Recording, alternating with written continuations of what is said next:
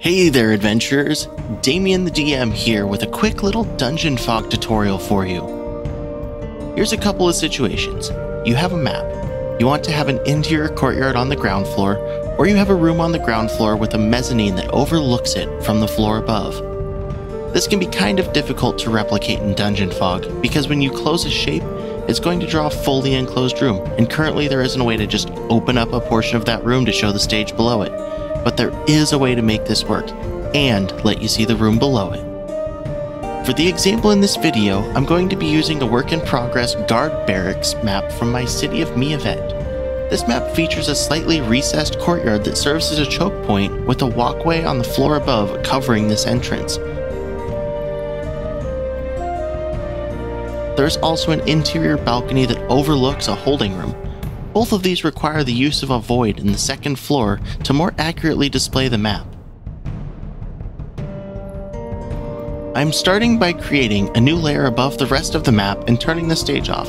This was primarily so I could use the pre-existing map as a pattern to trace over for this example.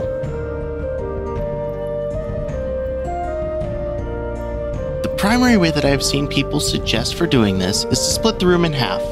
Draw each side of the room, going around the area that you want to cut out.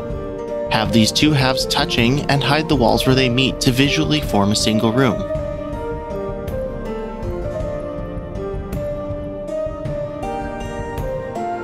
Bonus tip, you can hide walls by right-clicking on them.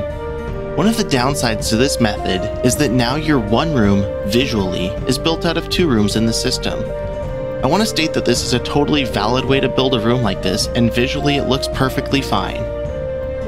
However, I want to show you that there is another way. A way that will let you accomplish the same look while only creating one room in the tool, though it can be considered slightly more work to do it this way. Start by deciding where you want the seam in the room to be, and begin drawing the walls one square offset from there. Draw the rest of the room in the shape you want, leaving that open space that you want as a void. However, do not connect the lines at the seam. Leave a space in between them. After the room is complete, select the room with the Move tool to allow you to move the points.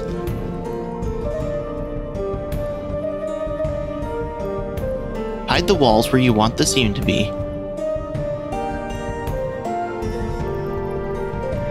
Then stack the points of the seam on top of each other. You now have a single room that contains an open void within it. One quick note about this method. The walls are not as straightforward to move once the points have been stacked on top of each other like this, since they are the same room. You will only be able to move the point that is on top at first. This will allow you to move the point below. This will be useful to know if you realize that you want to split the room up later without having to remake it. Thanks for checking out this video. If you have any questions about DungeonFog, leave a comment below. I might even make a video covering it.